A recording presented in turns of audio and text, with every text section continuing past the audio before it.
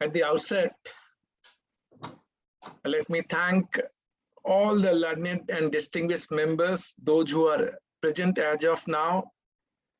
I could not see D.K. Gandhi ji, National President AIFTP, CA Mitesh Modi ji, AIFTP Western Zone, Mr. Anil Chavan ji, Mr. Nitil Khandelwal, Mr. Manoj Chitlekar, Saraj ji, Swapnil ji, and my dear friend Narendra ji, and co-speaker today on Direct Tax, Suhas Bora ji, and all distinguished members, ladies and gentlemen.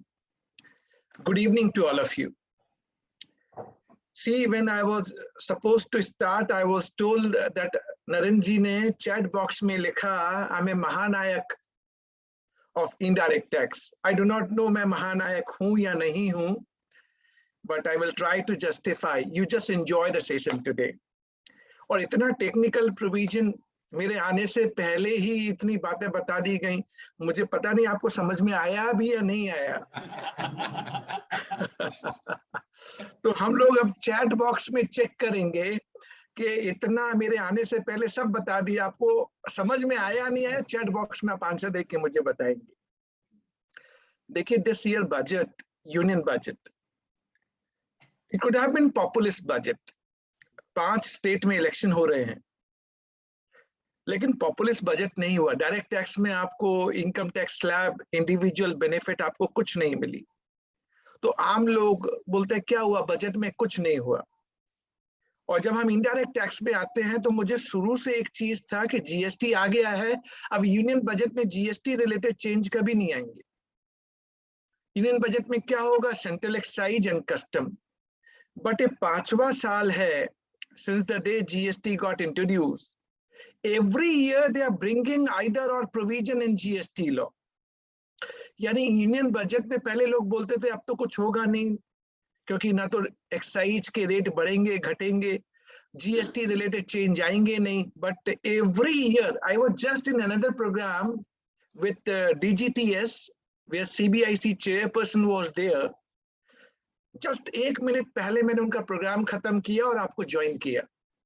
आप लोगों ने मुझे 10 minute का time दे दिया कि बिमल जी आप breathe कर लो, तो मैंने ब्रीथ भी कर लिया अपने आप को। अब मैं कुछ आपको आज जो बताने वाला हूं और हम चैट बॉक्स के जरिए एंजॉय करेंगे। सी, हम लोग फिजिकल प्रोग्राम नहीं कर रहे हैं बजट का, बट अगर आप मुझे चैट बॉक्स में आंसर देंगे तो बहुत अच्छा लगेगा। देखिए, इस बार क्लॉज 99 से लेके clause number 1 to 3 of finance bill 2022, यानी 24 क्लॉजेज फाइनेंस बिल में है, जिससे आपका जीएसटी लॉ चेंज होने वाला है। अब क्या क्या चेंज होने वाला है और कैसे चेंज होने वाला है, हम समझने की कोशिश करते हैं। सबसे पहला change and the critical change, which is critical means आपको समझना पड़ेगा, दिस इज जस्ट उनने हमसे क्या कहा था और क्या आके दिया। देखिए, जब शादी होती है ना, तो बहुत सारी प्रॉमिसेस होती है एक दूसरे के साथ। पहले बोलते हैं शादी कर लो, शादी के बाद मालूम पड़ता है कि क्या सोचा और क्या पाया। तो जीएसटी का भी हाल ही कुछ ऐसा ही चल रहा है। इसी तरीके से जीएसटी आगे बढ़ रहा है। देखिए, जब जीएसटी आया था, they have talked about GST में ऑटोमाइज जीएसटी रिटर्न होंगे। ऑटोमाइज का मतलब क्या होता है मालूम है? मैं सप्लायर हूं दिल्ली में और आप सब मेरे बायर हैं महाराष्ट्र में। मैं अपनी आउटवर्ड सप्लाई GSTR 1 में दिखाऊंगा bye 10th of next month। और आपको थोड़ा ध्यान से सुनना, अगर ध्यान से आप सुनेंगे 1 घंटा, आई एम टेलिंग यू, आपको कुछ ओपिनियन भी देके जाऊंगा free of cost, which you can really use in your professional acumen, either for your own purpose or for serving to your client. Listen carefully. मैं अपना outward supply bye 10th of next month file करूंगा। अब क्या होगा, जब file करूंगा अपना GSTR 1, तो आपके 2A में वो ऑटो पॉपुलेट हो जाएगा। अब आपको GSTR 2 भरना है, तो आपके पास ऑप्शन होगा, you can add, modify and delete. Add किया मतलब मान लीजिए कोई ट्रांजेक्शन मैंने नहीं डाली, सप्लायर ने, तो आप ऐड कर सकते हैं। मॉडिफाई एंड डिलीट का मतलब मैंने अगर कुछ गलत डाल दिया, मॉडिफाई कर दीजिए, या जो ट्रांजेक्शन आपसे रिलेटेड नहीं है आप डिलीट मार दीजिए। और अपना GSTR 2 by 15th of next month भरिए। जैसे ही आपने GSTR 2 भरा और आपने ऐड, मॉडिफाई, डिलीट किया, तो मेरे लिए, सप्लायर के लिए वो ऑटो पॉपुलेट हो जाएगा GSTR 1A में, which either I have to accept और reject by 17th of next month. और उसके बाद हम फाइल करेंगे GSTR 3। ये इनने शुरू में कहा था, और उसके लिए उन्हें रिलेवेंट सेक्शन बनाए थे।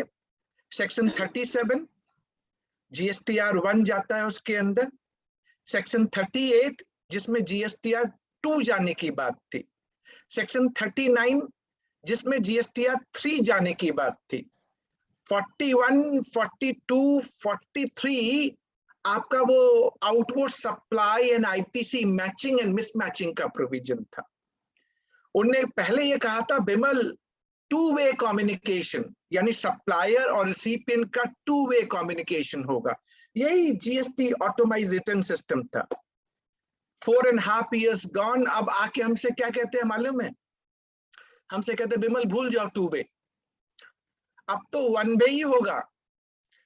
अब 1-वे कहने का मतलब उन्होंने कह दिया बिमल अब सप्लायर आप हो तो आप महाराजा हो, जो बायर है, जो रिसिपिएंट है, जो कस्टमर है, he would be dependent on me.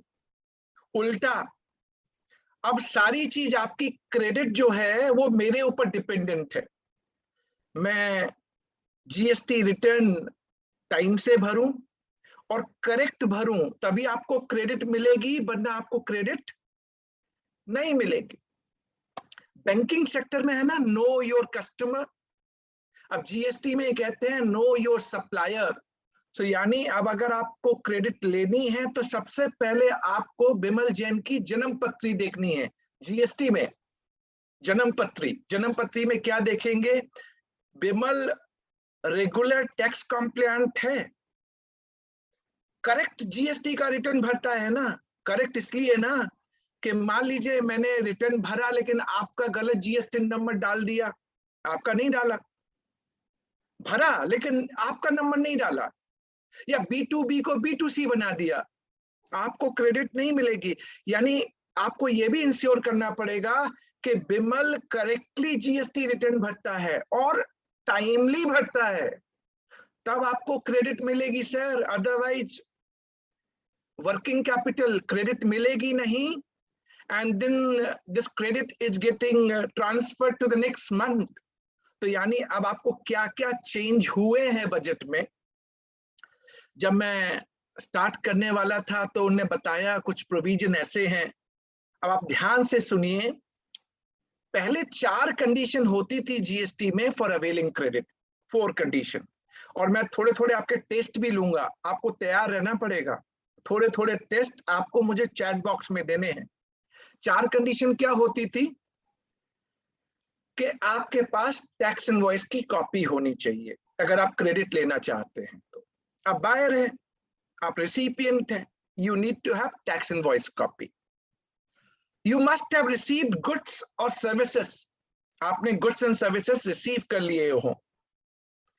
तीसरी कंडीशन है आपके सप्लायर ने टैक्स का पेमेंट कर दिया हो, either through e-cash ledger और through e-credit ledger। इसमें भी बर्निंग टॉपिक है कि आपने एज ए बायर मुझे पेमेंट कर दिया सप्लायर को, और सप्लायर ने आगे जमा नहीं कराया, क्या होगा हम डिस्कस करेंगे। और लास्ट प्रोविजन है regularly filing GST return, regularly filing GST return. तो चलिए पहला एग्जाम लेता हूं आपका, और बिंदास देखिए, कोई ये मत सोचिएगा मुझे मार्कशीट मिलने वाली है। जब हम कुछ करें तो सीखने के लिए बिंदास आपका आंसर आना चाहिए। Under section 16 subsection 2 clause D, regularly filing GST return, कौन रेगुलर फाइल करेगा, सप्लायर या रिसिपिएंट? चैट बॉक्स में बताइए आप लोग किसके लिए प्रोविजन है। for availing credit who would be regularly filing GST return. देखिए, आप सब सप्लायर का नाम डाल रहे हैं। 4.5 साल हो गए हैं, 4.5 साल जीएसटी को आए हुए।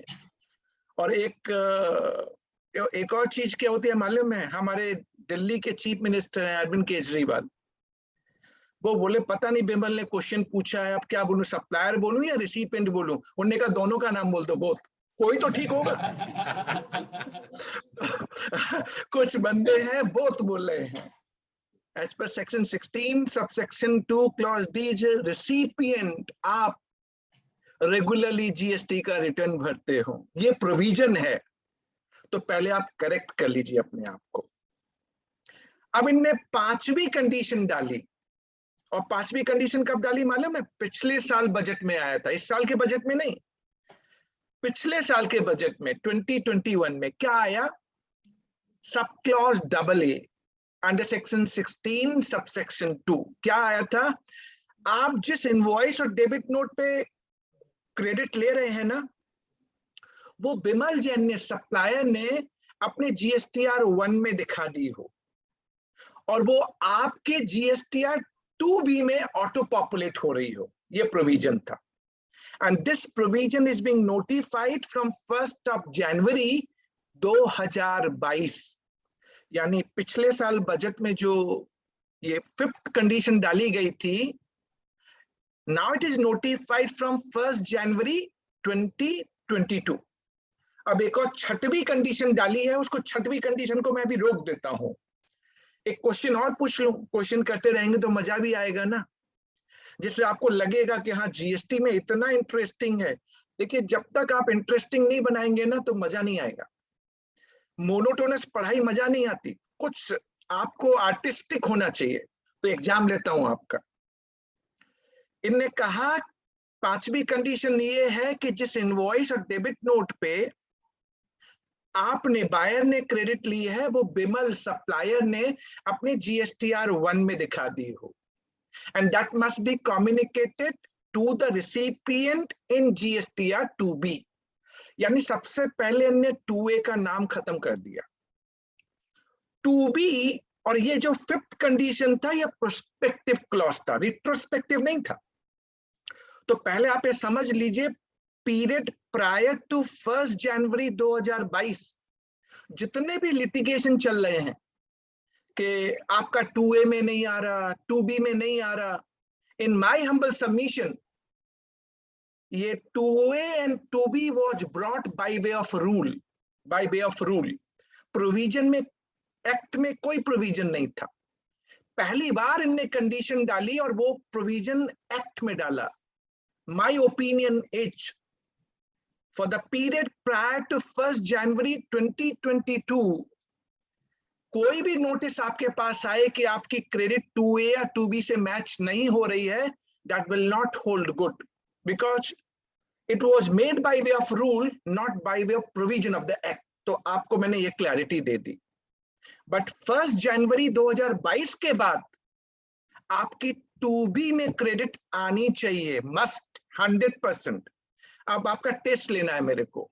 अब आप टेस्ट दीजिए, मैं 2 टेस्ट लूंगा आपके। पहला टेस्ट, मान लीजिए 29 जनवरी को, 29 जनवरी 2022 को मैंने दिल्ली से माल सप्लाई किया।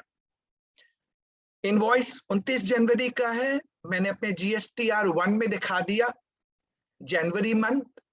आपके 2B में ऑटो पॉपुलेट हो गया मान लीजिए, बट आपको माल मिला 15 फरवरी को, एज्यूम कर लीजिए 15 फरवरी 2022 को मिला। अब मेरा पहला क्वेश्चन आप सभी से, क्या आप जब जनवरी मंथ का 3B भरेंगे ऑन 20th फरवरी, आपके 2B में भी एक क्रेडिट आ रही है, आपको क्रेडिट मिल जाएगी? से यस और नो इन चैट बॉक्स। मिलेगी या नहीं मिलेगी? यस या नो? मैक्सिमम आंसर नहीं है, बिल्कुल नहीं मिलेगी। यू आर राइट, क्योंकि आपको एक और कंडीशन मैंने बताई थी, 4 कंडीशन में कि गुड्स एंड सर्विसेज रिसीव कर लिए हो, आपने जनवरी में रिसीव नहीं किए। इवन तो जनवरी के लिए 2B में ऑटो पॉपुलेट हो रहा है, बट आपको क्रेडिट जब तक कि आप गुड्स जनवरी में रिसीव नहीं करेंगे। तो यानी अब लॉ इतना सिंपल नहीं है, 2B में दिखेगा लेकिन फिर भी आप नहीं ले पाएंगे। दूसरा कर लेते हैं, मान लीजिए, अब मान लीजिए व्हाट अबाउट चैतन्य, मैंने यही कहा 2B में आ गया आपका, लेकिन आप 2B का अकेला कंडीशन रीड नहीं करेंगे, पांचों कंडीशन देखनी है आपको। Chaitanya ji, all 5 condition need to be satisfied. समझ गए होंगे आप लोग। एक दूसरा क्वेश्चन करता हूं। 29 जनवरी का इनवॉइस था, मैंने अपने GSTR1 में भी दिखाया, लेकिन मैंने गलती से आपका GSTIN नंबर नहीं डाला, गलती से किसी पड़ोसी का डाल दिया, सम पड़ोसी का डाल दिया। अगर पड़ोसी का डाल दिया तो आपके 2B में तो ऑटो पॉपुलेट नहीं होगा, नहीं होगा ना, नहीं होगा। इवन दो टैक्स इनवॉइस की कॉपी आपके पास है, गुड्स आपने रिसीव किए, सप्लायर ने टैक्स का पेमेंट भी किया है, और आप रेगुलर GST रिटर्न भी भरते, पर आपके 2B में नहीं आ रहा। Can you avail credit post 1 जनवरी 2022? आप कर पाएंगे? नहीं कर पाएंगे, नहीं कर पाएंगे। वेल डन, तो आप सब सही आंसर दे रहे हैं, आप नहीं कर पाएंगे। यानी now they are saying Bimal, 2-वे कम्युनिकेशन गॉन। अब ये 1-वे ट्रैफिक होगा। आपकी क्रेडिट किस पे डिपेंडेंट है? बिमल जैन पे, बिमल जैन पे डिपेंडेंट है। यानी बिमल जैन को GST का पूरा ज्ञान होना चाहिए, वो प्रॉपरली रिटर्न फाइल करेगा, करेक्ट रिटर्न फाइल करेगा, टाइमली फाइल करेगा, तभी आपको क्रेडिट मिलेगी। इनको लगा यार अभी ना हमने सीमलेस फ्लो ऑफ क्रेडिट कहा था, सीमलेस, सीमलेस का मतलब होता है ऑब्स्टेकल नहीं होना चाहिए, but you know even know उनको क्या पढ़ाई, इनके माइंड में क्या सूझा, बोला नहीं नहीं अभी ठीक नहीं हुआ, अभी थोड़ा और कड़क करना है।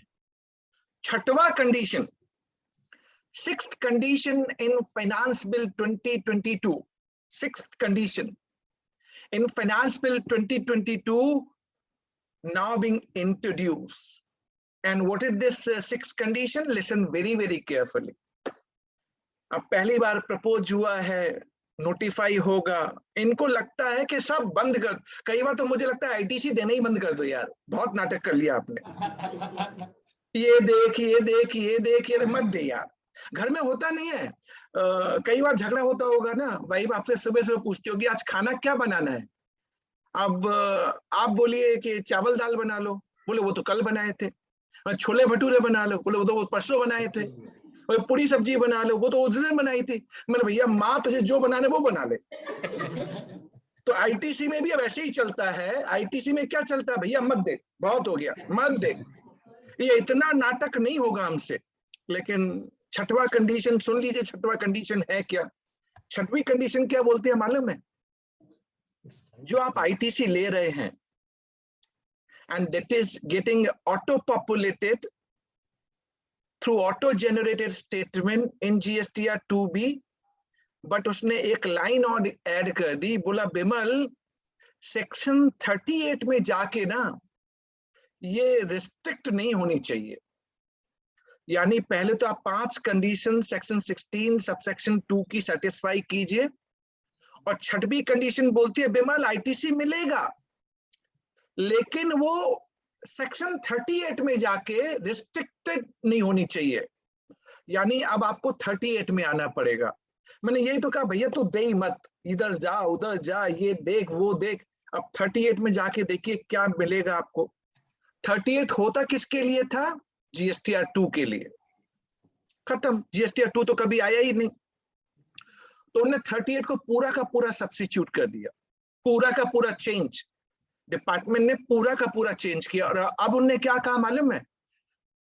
बिमल आपको 6 सिचुएशन देते हैं हम, अगर इस 6 सिचुएशन में आप फंस गए, तो अगर आप फंस गए इस 6 सिचुएशन में, तो आपको क्रेडिट नहीं मिलेगा। इवन तो 5 कंडीशन आपने सेटिस्फाई की हैं, लेकिन ये 6 कंडीशन और मैं दे रहा हूं, अगर इसमें आप फंस गए तो आपको क्रेडिट नहीं मिलेगी।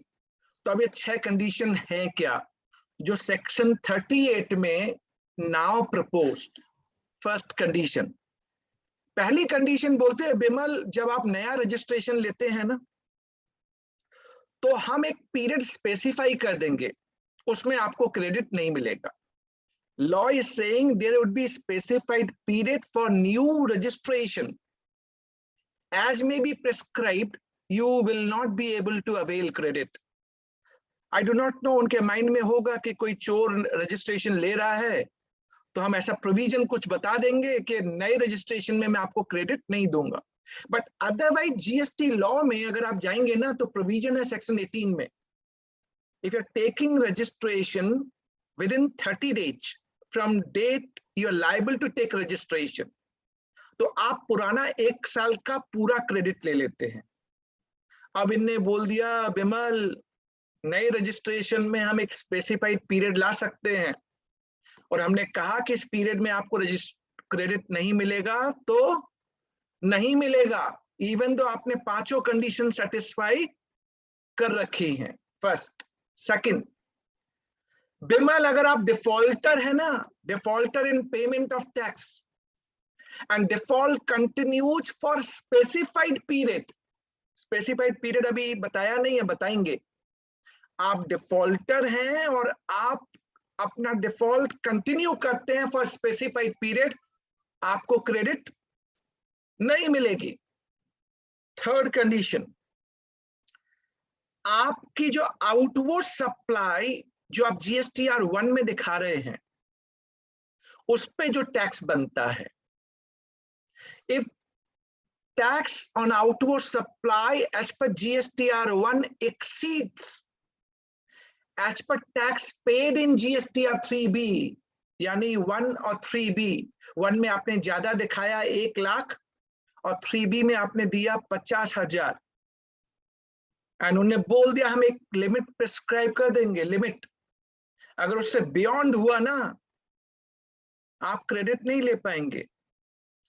चौथा कंडीशन, आपने क्रेडिट 3B में लिया पर 2B में उतना नहीं है, and beyond a specified limit, वो स्पेसिफाइड लिमिट नोटिफाई करेंगे. अभी कुछ नहीं मालूम मेरे को, 10%, 20%, 30%, कुछ भी बोल सकते हैं, पता नहीं क्या बोल सकते हैं, तो आपको क्रेडिट नहीं मिलेगा. लेकिन आप देखिए, ये तो लॉ अभी अभी प्रपोज हुआ ना, जीएसटीएन कॉमन पोर्टल पे. आप लोगों को मालूम होगा ना, अभी कुछ दिन पहले एक फंक्शनलिटी डेवलप की है कि 1 वर्सेस 3B का आउटवर्ड टैक्स अगर 10% से ज्यादा होगा तो आपका जीएसटीएन कैंसिल कर देंगे, या क्रेडिट 10% से ज्यादा होगा तो जीएसटीएन कैंसिल कर. मुझे समझ में नहीं आता, लॉ में प्रपोज अभी किया आपने, वो जीएसटीएन अलग धमका रहा है, बोला अगर 10% से ज्यादा हुआ ना, कहां लिखा है 10%, वेयर इट इज रिटन, हम आपका जीएसटीएन कैंसिल कर देंगे. सर मुझे ना 4 कंडीशन बता दी मैंने आपको. 5वीं कंडीशन, आपका ई क्रेडिट लेजर होता है ना, ई क्रेडिट लेजर, आप जब टैक्स पे करते हैं तो you can pay either through e cash ledger और through e credit ledger, right. Rule 86B आया था ऑन 1 जनवरी 2021. कितनों को मालूम है? मुझे नहीं मालूम.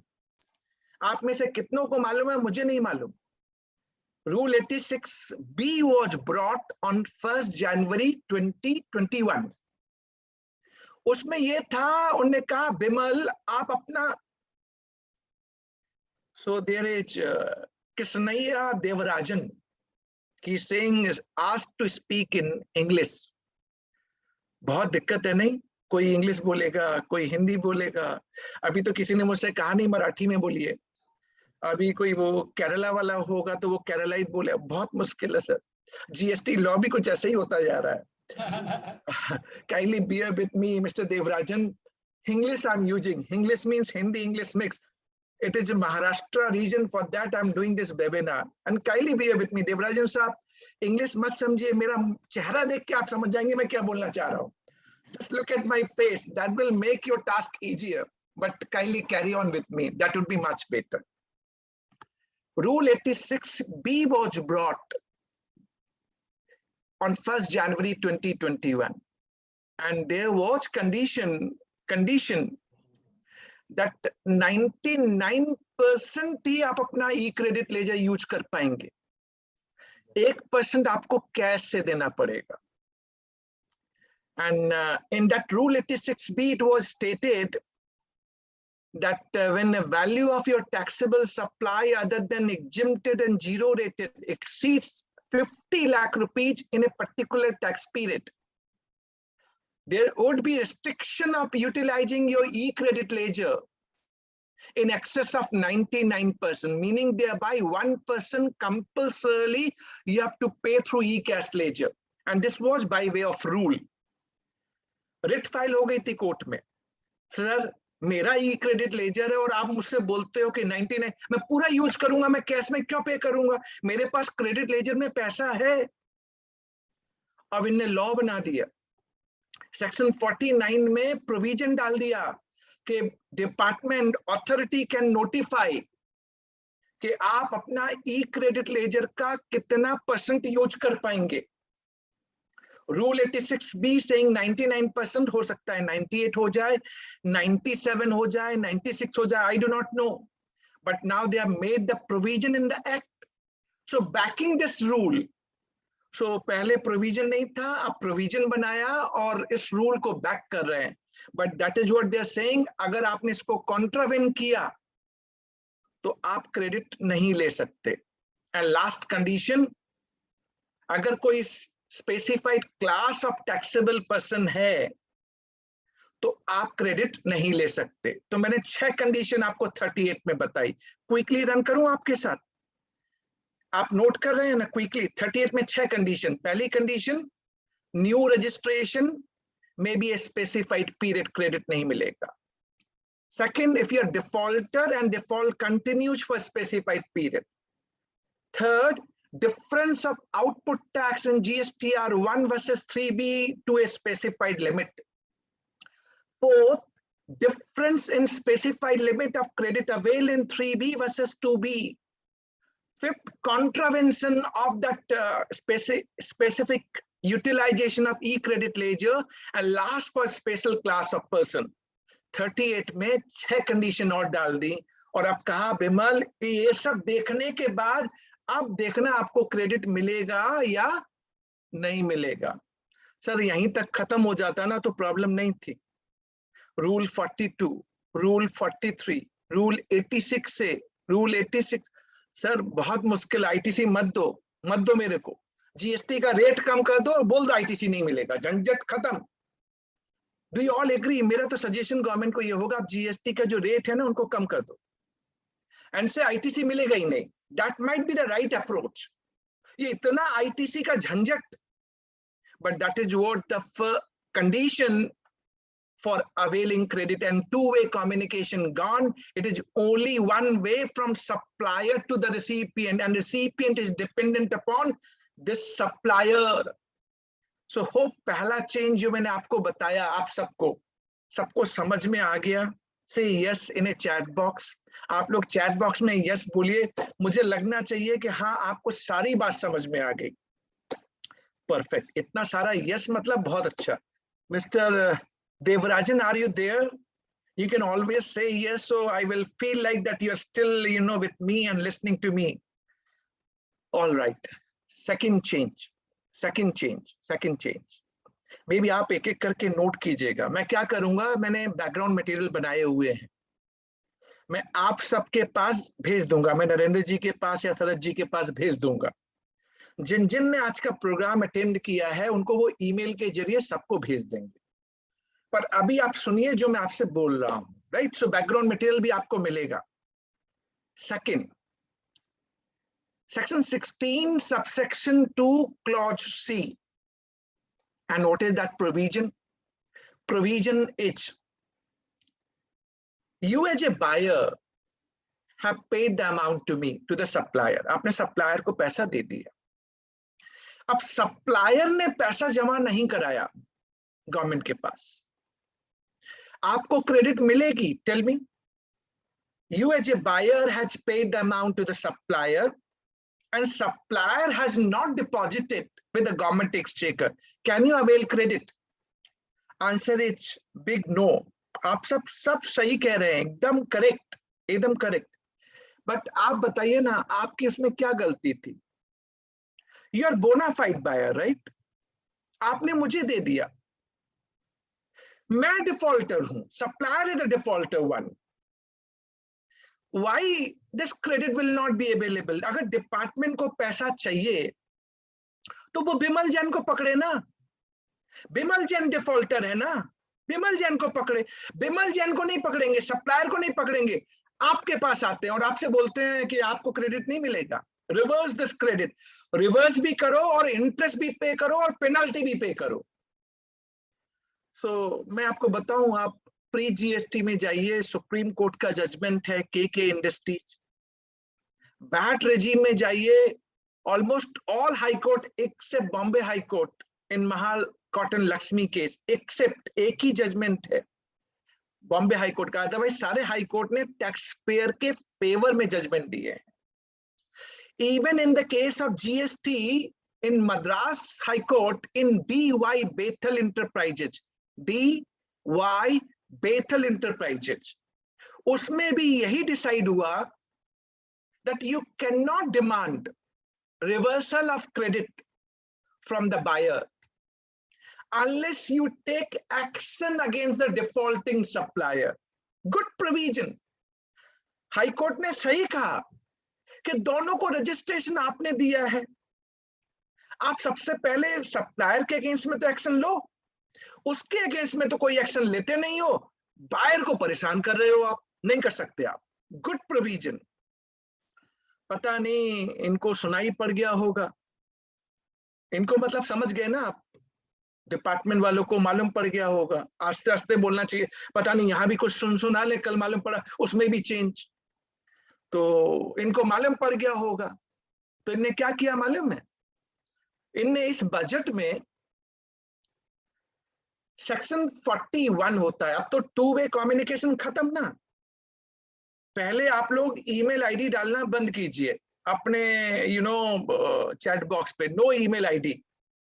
माई ओनली हम्बल सबमिशन दैट अभी आप चैट बॉक्स सिर्फ मेरे लिए यूज कीजिए, only my request to all of you, क्योंकि मैं चैट बॉक्स बहुत एक्टिवली देखता रहता हूं। So no writing down email ID, just आप मेरी बात सुनिए ठीक से।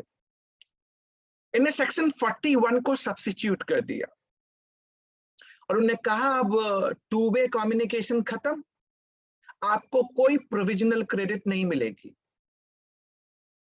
और जो क्रेडिट आपने ली है जिसका सप्लायर ने टैक्स का पेमेंट नहीं किया, आपको वो क्रेडिट रिवर्स करनी पड़ेगी। अब लॉ में लिख, ये that is the section 41 now proposed in finance bill 2022। They are saying you need to reverse credit along with interest, और इंटरेस्ट का रेट क्या होगा? 18% पर एनम, 18% की रेट लगेगी रिवर्सल के लिए। And then they are saying you can re-avail the credit once your supplier pays the taxes. So hope you all are clear. They have made the provision under section 41 clearly saying if your supplier has not paid the taxes, you need to reverse along with interest at the rate of 18%, and you can re-avail the credit once your supplier pays the liability. ये provision इन्हें डाला क्यों? पहला question ये डाला क्यों, इन्हें क्यों डाला मालूम है? कोर्ट में जाके अब ये क्या कहेंगे मालूम है? कोर्ट में जाके ये लोग कहेंगे, my lord, see, if supplier has not paid the taxes, government has not received any taxes, how credit would be available to the buyer? Now we have brought the provision. We are saying here, buyer should reverse the credit if supplier has not paid the taxes, and he can re-avail the credit once supplier pays the taxes. So this is what we have made the provision, and once provision is being made, तो जितना भी आपने writ petition डाला है ना, gone. Gone. अब मैं आपसे दो क्वेश्चन पूछूंगा, मैं देखता हूं चैट बॉक्स में कितने लोग सही आंसर देते हैं। दो क्वेश्चन। जब आप रीअवेल करेंगे तो there is a provision of time limit to avail credit under section 16 subsection 4। अभी पूछूंगा, सीए गणेशन जोशी जी हैं, वो दूसरा क्वेश्चन पूछे थे, जो मेरा दूसरा क्वेश्चन था। आप लोग पहले मेरे क्वेश्चन का आंसर दीजिए। रीअवेल जब करेंगे तो with time limit provision to avail credit as per section 16 subsection 4, जिसमें टाइम लिमिट है। सो मान लीजिए आपने आज रिवर्स किया और मैंने 3 साल बाद पे किया सप्लायर ने, तब तक आपका time limit as per section 16 subsection 4 चला गया, आपको क्रेडिट मिलेगा? Say yes and no in chat box, say yes and no, मिलेगा या नहीं मिलेगा? So lot of yes, lot of no. My answer to all of you, my answer to all of you. आप याद रखेंगे ना सब लोग? मिस्टेक नहीं होगा ना? Section 16 subsection 4 time limit provision applicable only for first time availing credit, only for first time availing credit, जो आपने पहले ले लिया था. Now you have reversed the same because your supplier has not paid the taxes. So when subsequently you are re-availing the credit, then there is no time limit. There is no time limit under section 16 subsection 4. और इस बात को endorse करने के लिए एक provision और बताऊं. Second proviso of section 16 subsection 2. कोई जीतू हैं जिनने चैट बॉक्स में डाला, होता है ना, if recipient buyers fails to pay within 180 days from date of issuance of invoice, आपको रिवर्स करना पड़ेगा, बायर्स को रिवर्स करना पड़ेगा along with interest. And once you pay, you re-avail the credit. For re-availing credit, no time limit. First conclusion. आप लोग chat box में बोलिए, जिनने भी सही उत्तर दिया, they must clap for themselves. जिनने सही उत्तर नहीं दिया, उनको समझ में आ गया. For re-availing, no time limit provision. Say yes in the chat box. पहले आप लोग हाँ बोलिए कि हाँ आपको समझ में आ गया, yes बोलिए. मुझे बाद में आपको दूसरी चीज समझानी है. All right, yes. तो जितने भी थे हमने करेक्ट कर लिया. अब दूसरी बात डालते हैं. इंटरेस्ट का क्या होगा? जो आपने 18% का इंटरेस्ट दिया, उसकी कोई रिफंड, कोई क्रेडिट, कुछ मिलेगा क्या? Yes and no, yes and no. Please tell me yes and no. No refund, no credit. That is cost to you. That is complete cost to you. Am I clear to all? चलिए, अब कोई विनोद मित्तल जी हैं, should be refunded. Vinod Mittal ji बहुत अच्छे बंदे हैं सच में. इनसे तो जाके मुझे अब हाथ मिलाना है और कल इनको जीएसटी डिपार्टमेंट छोड़ के आना है. समझ में तो आ जाए विनोद जी कितने अच्छे हैं. सर विनोद जी नहीं देने वाले कुछ है. Interest is a loss. You are a good guy, but that is what the provision all about. So आप लोग बताइए, ये जो प्रोविजन मैंने सेक्शन 16 सबसेक्शन 2 क्लॉज सी का जो बताया, अब उसमें क्या हुआ देखिए. उसमें क्या हुआ पहले उसको समझते हैं, समझने की कोशिश करते हैं. अभी ना मैंने बताया, अभी डीजीटीएस का एक प्रोग्राम चल रहा था गवर्नमेंट का. मैं वहीं से आपके यहाँ लॉगिन किया. अभी उनके प्रोग्राम में था. मैंने पूछा भी उनसे. मिस्टर संजय मंगल है, he is principal commissioner for GST policy wing at CBIC. मैंने उनसे पूछा, सर आपने ये फाइनेंस बिल में आप चेंज कर दिया, आप प्रायर पीरियड का तो मुझे बता दो. चलो ठीक है, वे फॉरवर्ड आपने मुझे बता दिया कि आपको रिवर्स करना पड़ेगा, अलॉन्ग विद इंटरेस्ट करना पड़ेगा, री अवेल व्हेन सप्लायर पे, समझ में आ गया. पर आप मुझे पुराना पीरियड का तो बता दो कि पुराने पीरियड में क्या होगा. जब टू वे नहीं आया था तब आपको कैसे मालूम पड़ता था? आपको तो मालूम ही नहीं पड़ता था कि आपके सप्लायर ने पे किया या नहीं किया. दूसरी प्रॉब्लम कि सर सप्लायर ने 3B भरा है, लेकिन मेरा इनवॉइस उसमें इंक्लूडेड है या नहीं है, आपको कैसे मालूम? There is no mechanism, no mechanism. आपको नहीं मालूम पड़ता. एक लीगल मैक्सिम है, लेक्स नॉन कॉजिट एड इम्पॉसिबलिया. लेक्स नॉन कॉजिट एड इम्पॉसिबलिया. You can not compel a person to do something impossible. तो आप मुझे बताइए, पुराने के लिए आप क्या करेंगे? और आने वाले टाइम में क्या आप मुझे इनवॉइस वाइज कोई डेटा देने वाले हैं कि जो सप्लायर ने इनवॉइस रेज किया था वो उसने अपने 1 और 3B में दिखाया है और टैक्स पे किया है? आप ऐसा कोई डेटा मुझे देने वाले हैं क्या? अगर देने वाले हैं तो ये चीजें चेक हो जाएंगी। अगर डेटा नहीं है तो मैंने 2 क्वेश्चन रखे थे। सर ये डेटा आज की डेट में तो अवेलेबल है नहीं है, तो पुराना वाला जो पार्ट है आप वो सप्लायर से लीजिए। आप रेसिपिएंट को क्यों परेशान करते हैं? नए में अगर आप मुझे डेटा देते हैं इनवॉइस वाइज तो आप बायर से बोल सकते हैं, रिसिपिएंट से बोल सकते हैं कि भाई मैं तुझे क्रेडिट नहीं दूंगा क्योंकि तेरे सप्लायर ने पेमेंट नहीं किया। बोलिए आप मेरी बात से सहमत है ना? जो मैंने आपको इतना समझाया, इतनी बात से आप सहमत हैं? से yes in chat box.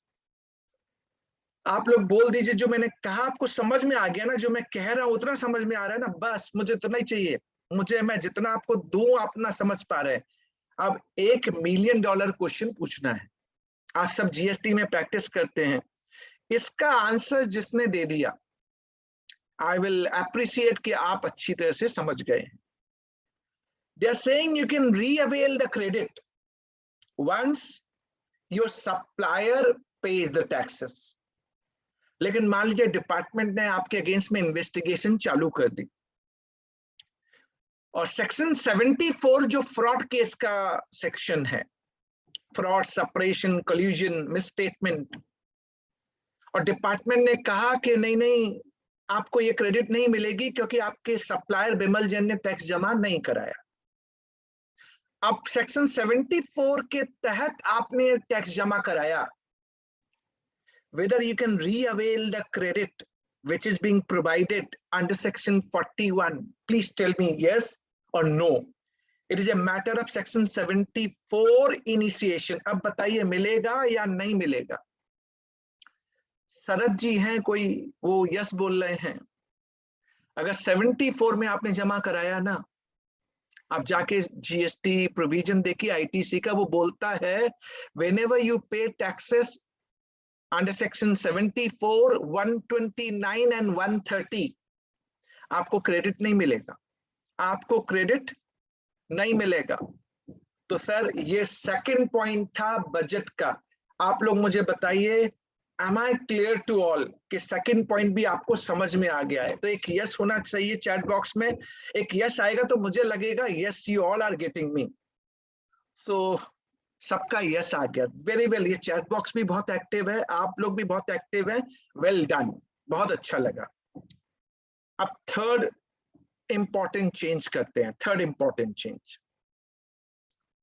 They are saying time limit to avail credit under section 16 subsection 4।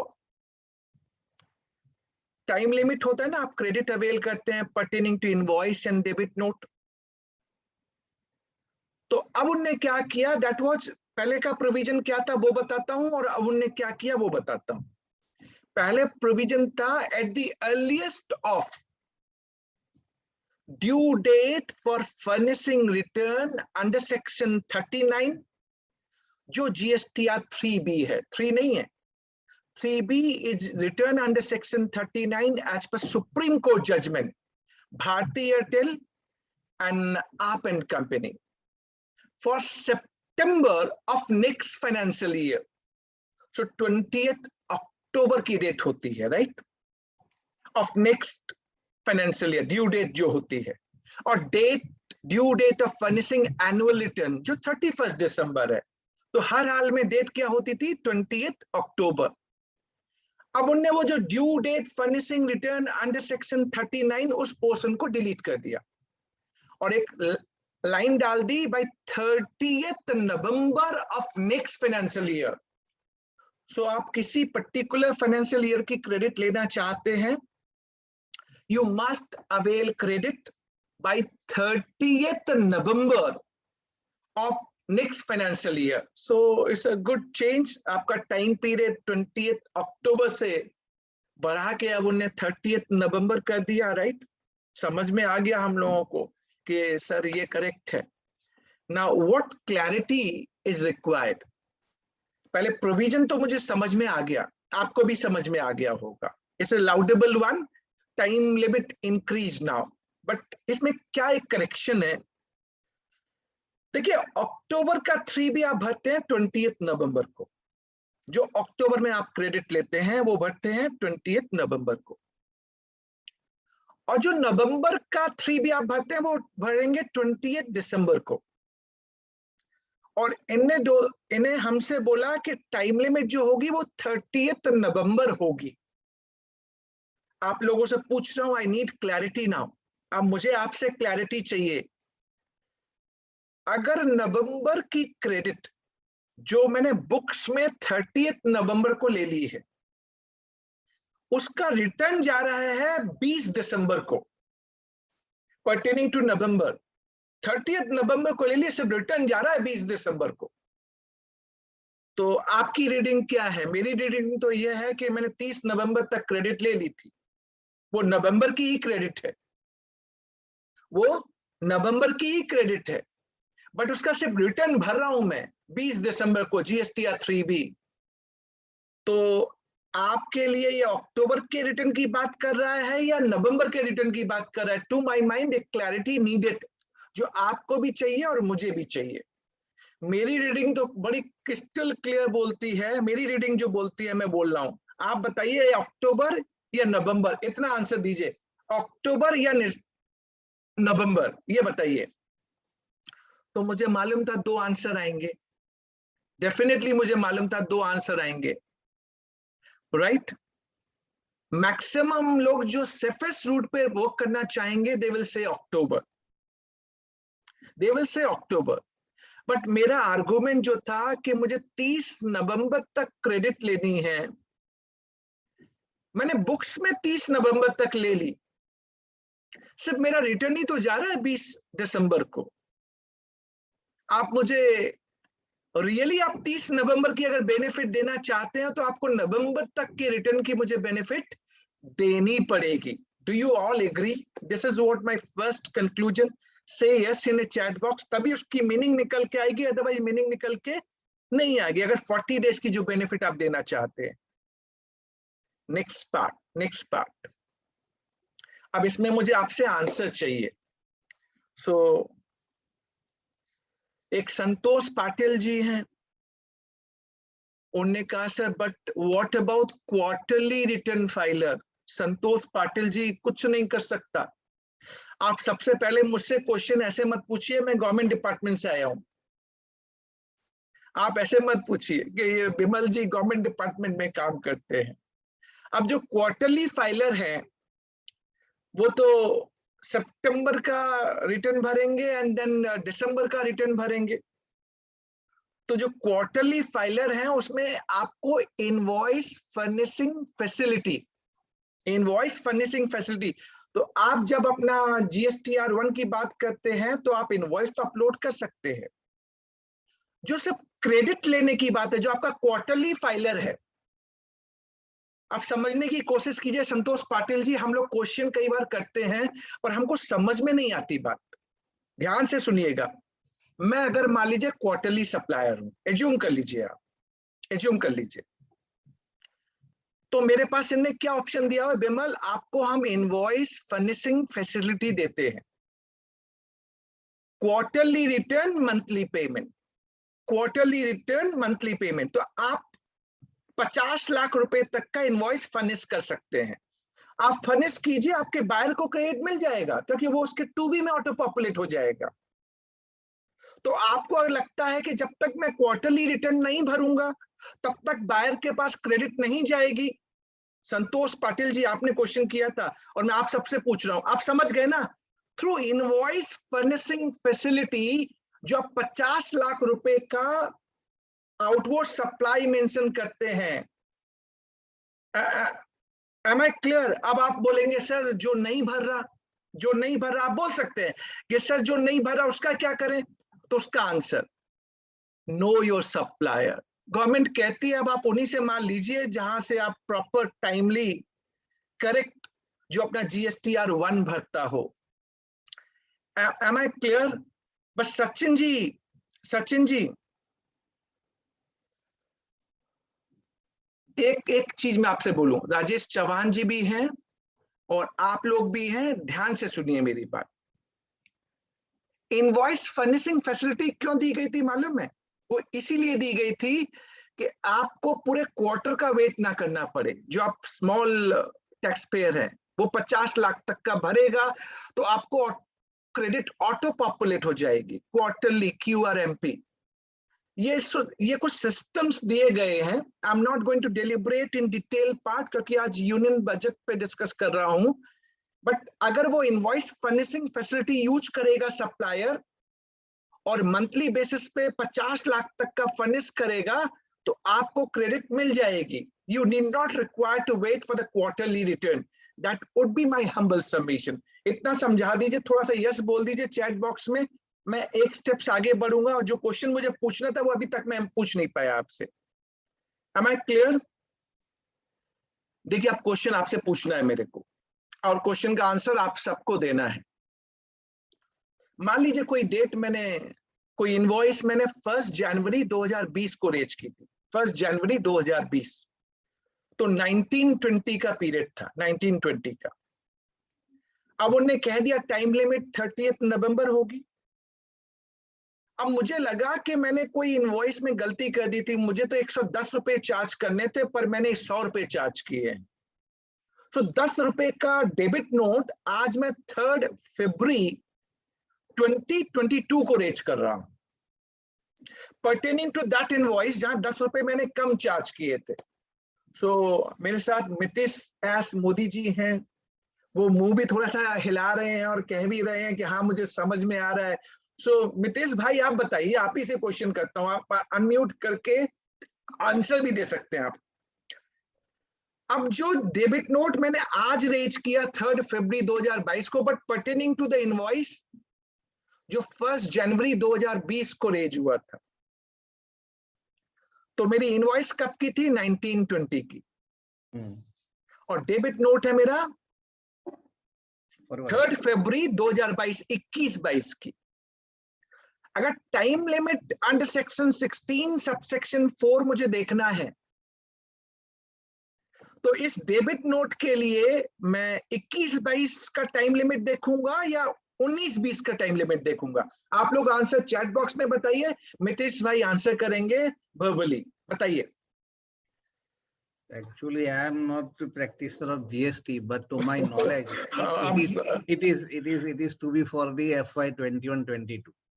FY 21-22. 22. Sachin भाई, सचिन पतंगे हैं, no time limit for credit note की बात की नहीं मैंने, मैं तो डेबिट नोट की बात कर रहा हूं माय डियर। के केयर परा है। अब देखिए, एक क्वेश्चन मैंने पूछा था ना, फ्रॉम 1 जनवरी 2021 there is amendment under section 16 subsection 4 कि आप टाइम लिमिट के लिए डेबिट नोट पे जो डेट है that would be the relevant financial year for arriving at the time limit. So यानी 21-22 के लिए अगर डेट देखी जाएगी ना कि 1920 के लिए देखी जाएगी, so it is 21-22 would be relevant. Satish Shukla ji. So अब जिन ने गलत आंसर दिए, जिन ने गलत, सिर्फ डेबिट नोट की जो डेट है उसको आप पुराने इनवॉइस से लिंक नहीं करेंगे। प्रोविजन चेंज्ड फ्रॉम 1 जनवरी 2021, यानी कोई भी चेंज को होलिस्टिक अप्रोच में देखना है। तो अब आपको समझ में आ गया? चैट बॉक्स में सब बताइए यस। चैट बॉक्स में सब यस बताइए कि हाँ आप सर समझ में आ गया। अब अच्छी तरह से बात अंदर चली गई। वेल डन, ठीक है, थैंक यू वेरी मच। देखिए टाइम कम है, मैं जानता हूं, और मैं अपने हिसाब से प्रेजेंटेशन दे रहा हूं। आई डू नॉट नो, क्योंकि मुझे ना भाग के प्रेजेंटेशन मुझसे नहीं होती। मे बी 10 मिनट या 15 मिनट मैक्सिमम और करूंगा, जितना कवर हो जाएगा ठीक है, नहीं तो बैकग्राउंड मटेरियल आपको मैं दे ही रहा हूं तो इतना चलेगा। हाँ बोल दीजिए, कोई ज्यादा लेट भी नहीं करना चाहता मैं आप लोगों के साथ। You can continue for whatever time you want because everybody is interested in listening to you, including myself. Only problem is that I don't take food after sunset. और सो प्रॉब्लम ये है कि आपको सर- मजा आ रहा है और मुझे भी मजा आ रहा है। अब या तो सर आप आज का दिन एकासना कर लीजिए, सबकी दुआएं लग जाएंगी आपको। अच्छा ऐसा है। चलिए चलिए फिर ठीक है, करते हैं। ओके। थैंक तो यू वेरी मच कई सर। कई बंदे बोलते हैं सर फ्रूट खा लीजिएगा, हाँ तो जी। अब मुझे अब पीछे से आवाज आएगी तो बोल दूंगा भाई आज नहीं होगा, आज मुझे मना कर दिया इन लोगों ने, मेरे दोस्तों ने मना कर दिया है। चलिए कैरी ऑन। नहीं जाऊंगा जब तक पूरे कंप्लीट नहीं करूंगा, I will not move. Thank right. you. Thank you. So thank you for your love and affection. So let's carry on. चलिए नहीं कर लेते थैंक यू हैं, very much sir, thank you once again. फिर करते हैं सर। नेक्स्ट करते हैं। Now try to understand. Now they are saying two-way communication gone. It is one-way traffic now. Supplier to the recipient. Your credit is dependent on supplier.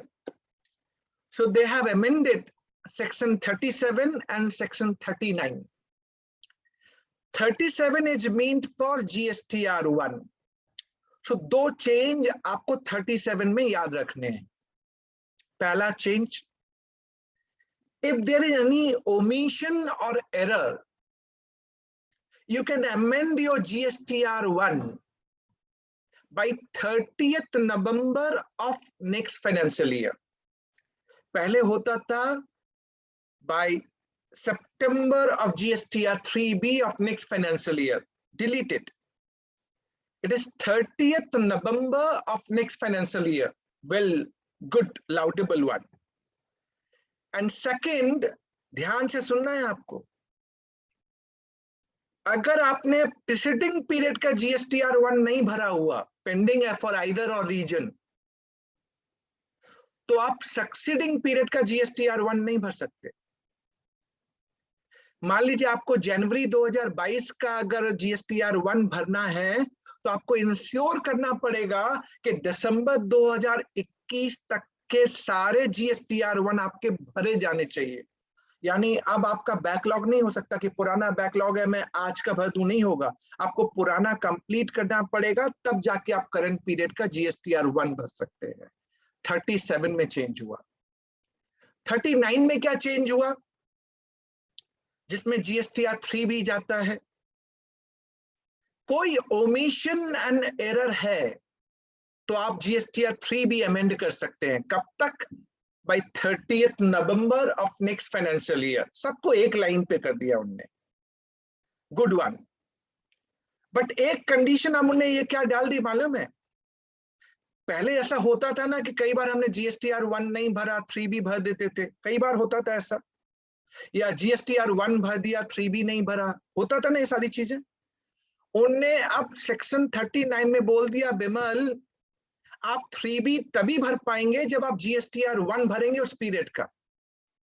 सो अगर आप जनवरी month की बात कर रहे हैं और आप जनवरी का 3B भरना चाहते हैं तो आपको सबसे पहले क्या भरना पड़ेगा? GSTR1। तब वो आपको GSTR3B भरने देगा, अदरवाइज नहीं भरने देगा आपको। दो चीजें बता दी आपको। दो और चेंजेस थे 39 में, वो भी बोल दूं। नॉन रेसिडेंट टैक्सेबल पर्सन जो होते हैं, जो GSTR5 फाइल करते हैं, उनके लिए ड्यू डेट होगी 13th of next month as against 20th of next month. And another one which is the QRMP specified class of person. So for them they are making provision, either they can pay self-assessment tax or some specified amount as prescribed. So अभी उन्होंने नहीं बोला है 35% जो as on date हम देखते हैं वो लोग पे करते हैं। So maybe in time to come that may be specified for this specified class to pay the tax. 39 के ये चेंज थे। अभी दोनों प्रोविजन मैंने आपको बोल दिए। अब what government is trying and they wanted to do, वो कहते हैं बिमल अबे जो रिटर्न भरने का सिस्टम है ना, हम इसको इतना रोबस्ट कर देंगे कि अब आप कहीं हिल नहीं सकते, आपको रिटर्न भरना ही पड़ेगा, अदरवाइज आप GST कीजिए ही मत, बाहर जाइए आपको बिजनेस ही नहीं करने देंगे। तो दो चेंजेस मैं आपको बताऊंगा जो चेंजेस पिछले साल बजट में आए थे, यूनियन बजट 2021 में, pertaining to return and now being notified from 1st January 2022 से नोटिफाई हुए। What are those changes? Recall Rule 59 Sub Rule 6 अब से GST रूल, उसमें क्या था मालूम है? Unless you file GSTR 3B of preceding period, you will not be able to file GSTR 1 of succeeding period. यानी अगर जनवरी 2022 का एग्जाम्पल ले लें, आपने 3B नहीं भरा तो आप फरवरी का GSTR 1 भर ही नहीं सकते। ये रूल 59 सब रूल 6 था। To be read all along with the changes of 37 and 39 जो अभी प्रपोज हुए हैं फाइनेंस बिल में, and एक और प्रोविजन चेंज हुआ, explanation under section 75 subsection 12, and what was that explanation? मैं अपना GSTR 1 भर रहा हूं, मेरी आउटवर्ड सप्लाई 50,000 रुपए है। When I'm filing my GSTR 1, मुझसे गलती हो गई, एक जीरो ज्यादा हो गया। और जीरो ज्यादा कब होता है आपको मालूम है ना? जब रात को आप भर रहे हैं, नींद आ रही है, समझ में आता नहीं, एक जीरो ज्यादा हो गया, आपने 5 लाख से GSTR 1 भर दिया, 5 लाख से ज्यादा भर दिया। होना कितना चाहिए? 50,000। जब आपने भर दिया तो आप उसको रिवाइज भी नहीं कर सकते, आप ओनली अमेंड कर सकते हैं सब्सिक्वेंट मंथ में। अब 3B आप भर रहे हैं उसी मंथ का, तो टैक्स तो आप 50,000 पे ही देंगे ना। 5 लाख आपने दिखा दिया, बट 3B में टैक्स जाएगा 50,000 पे। तो जो 4,50,000 का डिफरेंस है उसको सेल्फ असेसमेंट टैक्स मान लिया जाएगा। Explanation 75 subsection 12, and department can recover this money even without issuance of so cause notice. सोच सकते हैं आप? Can you think of these kind of provision they have made? Now my only submission is, मैंने तो इनसे कहा भी था, मैंने कहा था सर कम से कम 4 से 6 महीने का टाइम तो दीजिए कि वो बेचारा अपना GSTR 1 अमेंड कर लेगा। वो तो एक ही जीरो बढ़ा था, आप सोचिए अगर 2 जीरो बढ़ जाते तो 50 लाख, एक और जीरो बढ़ जाता तो 5 करोड़, तो उसका सेल्फ असेसमेंट टैक्स हो जाएगा। That can be recovered without issuance of so cause notice. Sir वो रिवाइज ही नहीं कर सकता, कम से कम 4 से 6 महीने का टाइम तो दीजिए। तो सारे प्रोविजन को अगर आप देखें, रूल 59 सब rule 6, explanation 75 subsection 12, 37 and 39, the meaning which is coming out, sir अब ध्यान से आपको रिटर्न भरना है। आपके लिए अब ओपन विंडो नहीं है। आज Sanjay Mangal ji, GST policy wing principal commissioner, has said they are bringing now system कि सप्लायर इनवॉइस वाइज जो GSTR 1 में दिखाता है उसका करस्पॉन्डिंग टैक्स वो GSTR 3B में भरेगा, वो सारा का सारा ऑटो पॉपुलेट होगा। And you as a buyer can check जो इनवॉइस आपको बिमल जैन से मिला है उसका टैक्स बिमल जैन ने जमा कराया है या नहीं कराया है। They are going to bring this system now.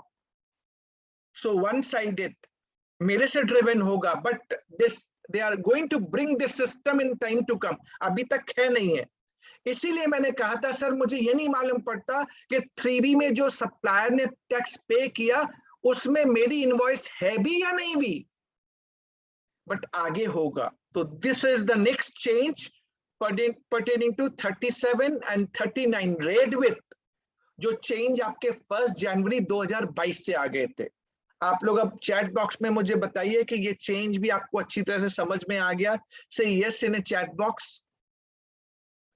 All right, thank you so many yes means मुझे ये अच्छा लगा कि आप कह रहे हैं कि वाकई ये हो गया। Thank you very much, thank you very much.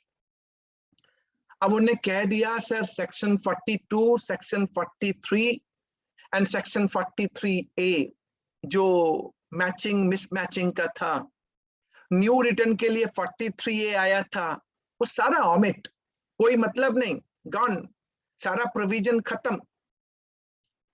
Now next 5 या 6 चेंजेस हैं जो मैं आपको एक एक करके हाईलाइट करूंगा और क्लोज करूंगा। 5 या 6 changes, listen very carefully, 5 or 6 changes more and then we will close.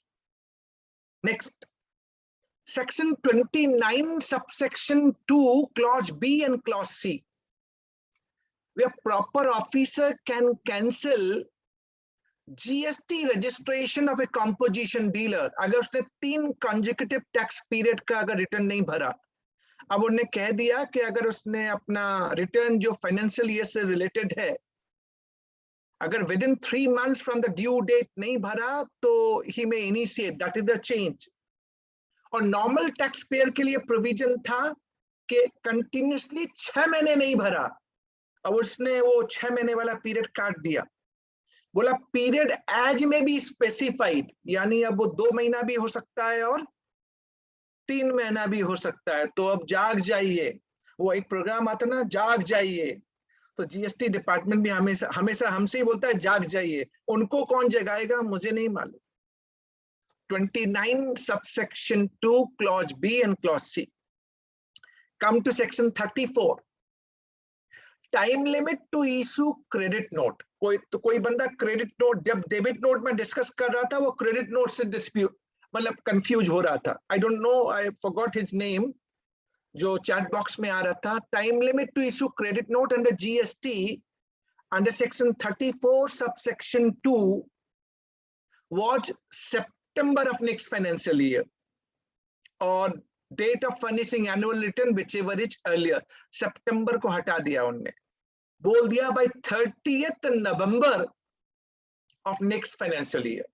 Good one, तो टाइम पीरियड आपका बढ़ गया।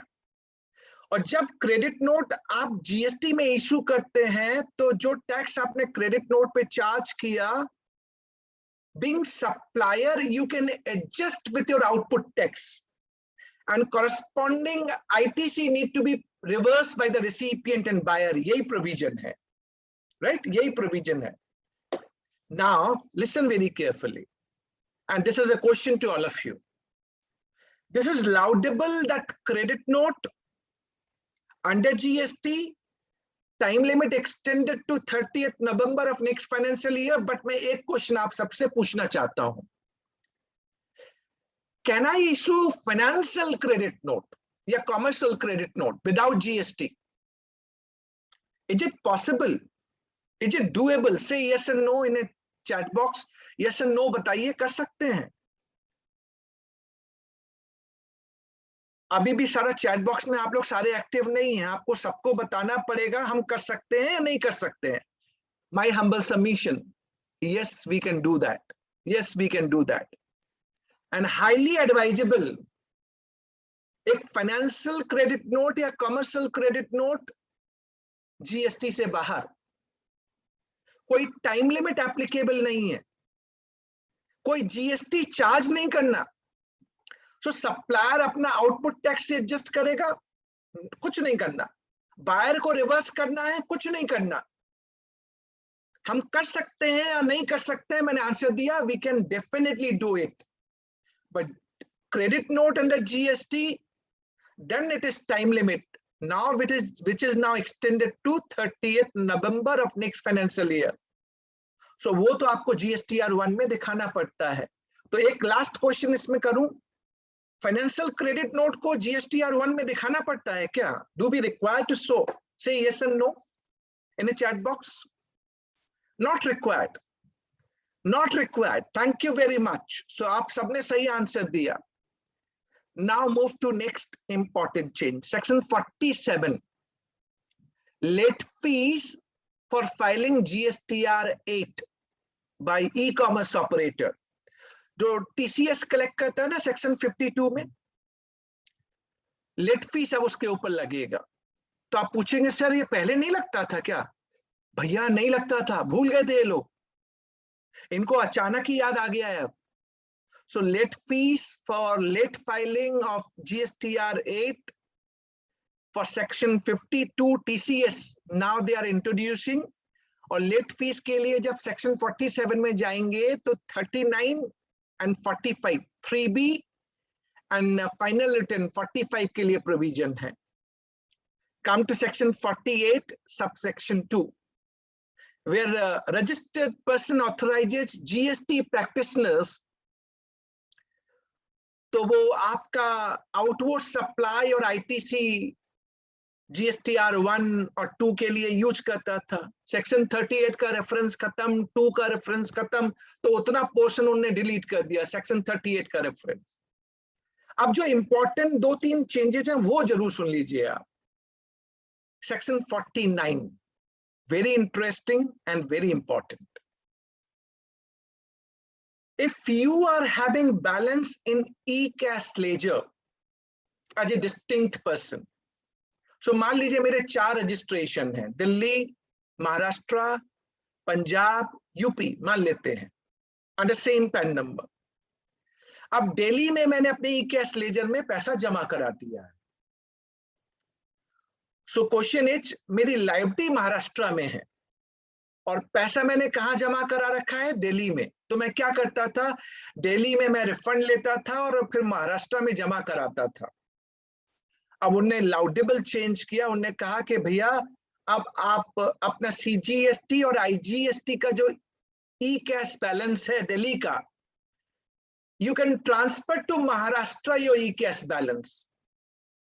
सो आपको यहाँ रिफंड लो, वहां जमा कराओ, आप ट्रांसफर कर दीजिए IGST एंड CGST का e cash ledger balance. Am I clear to all? So आपका क्वेश्चन हो सकता है सर SGST का क्या होगा?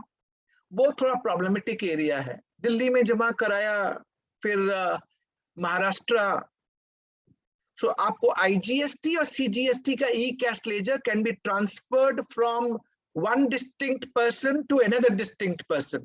So Hitesh Jain ji, am I clear? Advocate Hitesh Jain ji, clear है? आप बताइए, yes बोलिए चैट बॉक्स में, clear है? चैट बॉक्स में yes बोल दीजिए, so that I will move to next topic immediately. Okay, now come to section 50, interest on wrong availment of credit but not utilized. So question पूछता हूं, आप लोग answer देते जाइए.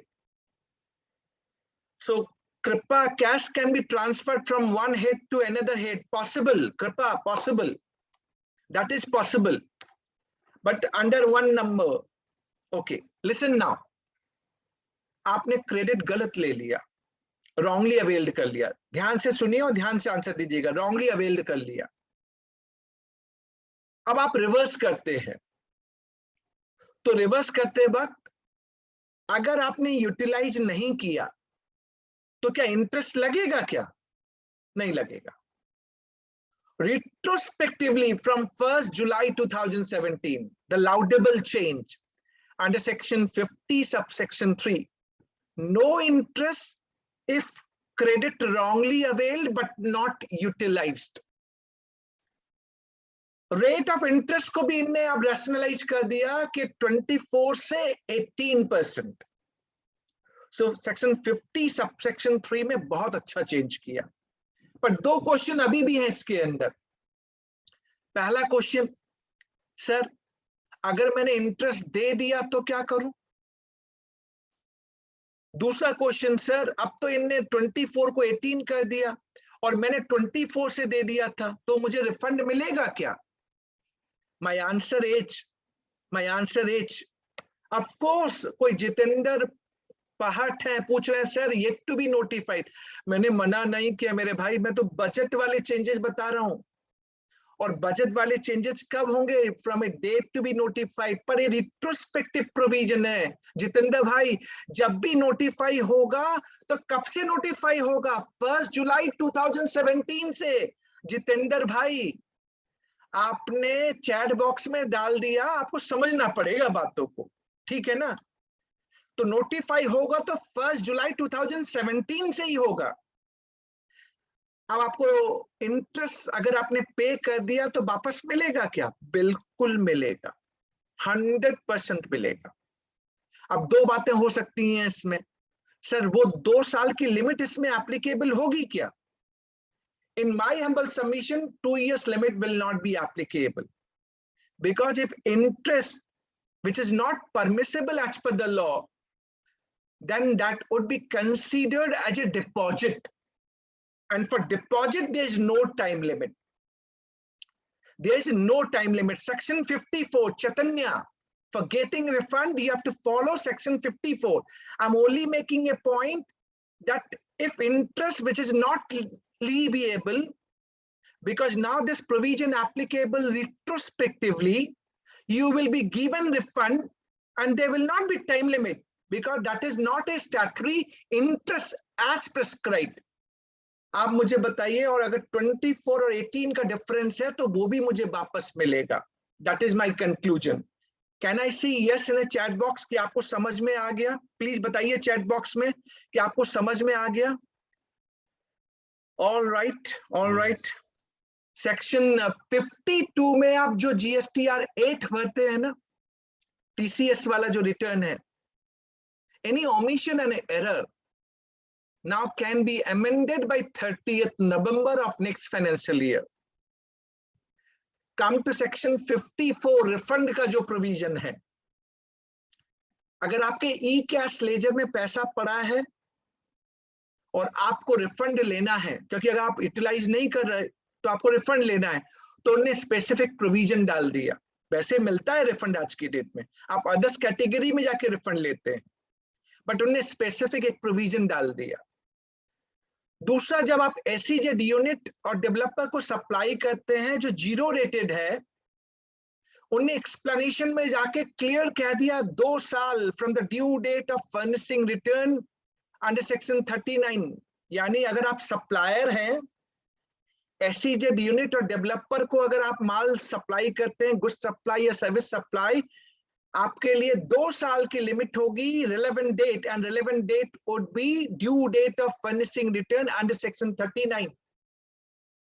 तीसरा, this provision is a critical one. Now department can withhold and recover refund amount. So यानी अगर आपने रिफंड एप्लीकेशन फाइल किया है तो उसको रोक लेंगे, या उस रिफंड से आपका कोई टैक्स अनपेड है वो एडजस्ट कर लेंगे. उन्हें 54(3) को हटा दिया. अब कोई भी अनपेड लाइबिलिटी है, before granting refund, either they can withhold or recover. This provision is being given to them. And last, under section 54, जो section 55 में UN bodies हैं, United Nations bodies, embassy, उनको जो रिफंड मिलता है जब वो प्रोक्योर करते हैं ना, तो उस पर जीएसटी लगता है, सप्लायर जीएसटी चार्ज करता है, and they claim refund. So refund now 2 years as against 6 months from the end date of the quarter जिसमें उन्हें वो रिसीव किया है, सप्लाई रिसीव किया है. So 2 years, that is being stated under section 54. So these are the broad changes. 2 more change quickly I can run up and close. Any production of unintended waste on production of fish meal, except fish oil, retrospectively exempted from 1st July 2017 to 30th September 2019. लेकिन अगर आपने कोई tax पे कर दिया है तो refund नहीं मिलेगा. And second, GST on license fees for alcoholic liquor by state government, retrospectively clarified from 1st July 2017, neither a supply of goods nor supply of services. लेकिन अगर आपने टैक्स दे दिया है, नो एडवांटेज, कोई रिफंड आपको नहीं मिलेगा, ऐसा बोल दिया है प्रोविजन के अंदर. So these are the changes brought in Finance Bill 2022 from clause 99 to clause 123 summarizes my today's deliberation on important changes in Union Budget 2022. अगर आप इसको चीजों को और भी कुछ देखना चाहते हैं, आप मेरे YouTube चैनल पे जाइए, मैंने 3-4 वीडियो बजट रिलेटेड बनाए हैं, और अपने YouTube चैनल पे डाले हैं। So if you want to really learn more, थोड़ा और आप बिमल जी को सुनना चाहते हैं, go back to my YouTube channel and watch those videos. So I'm sure. So Narendra ji is asking amendment to section 16 subsection 4. It means due date for filing of return? No. Due date of filing is not changing. Narendra bhai, it is 30th November of next financial year. That is what the change has been brought. So sir, अब मुझे आप इजाजत दीजिए, मैंने सारे changes आपके सामने conclude कर लिए। आप सबसे पहले चैट बॉक्स में इतना बता दीजिए, मजा आ गया ना, आपको अच्छा लगा ना, कि मजा आया, आपने एंजॉय किया, you enjoyed a lot, and anything left out, go back to my YouTube channel and I will also provide the background material to the organizer, वो आप लोगों के साथ शेयर कर लेंगे। With this, kindly allow me to say thanks to each one of you. Thank you very much and thanking all the organizers, Bimal को याद करने के लिए, बुलाने के लिए और आपसे रूबरू कराने के लिए। Thank you very much.